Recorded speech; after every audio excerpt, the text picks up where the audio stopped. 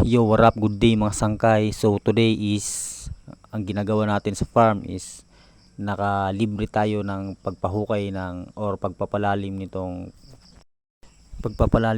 fish pond na ginagawa natin. Para sa akin is malaking tulong para sa amin to kasi kung mamanumanuhin namin na hukay to siguro aabutin kami ng siyam bago matapos to.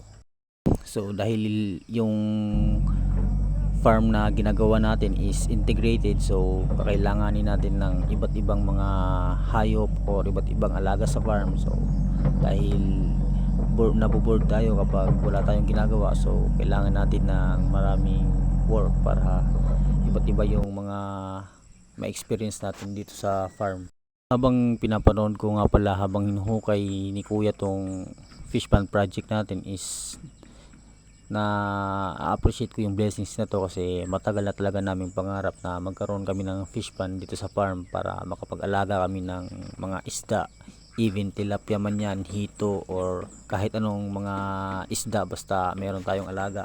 And yun, hindi nga inabot ng isang oras is natapos na. So kung tao yung kumilos noon, malamang baka tumatagaktak sa pawis yung mangyari bago matapos namin to. So thank you kuya sa palibre mo sa paghukay sa fish pond project namin. Salamat talaga kasi malaking bagay to. Thank you.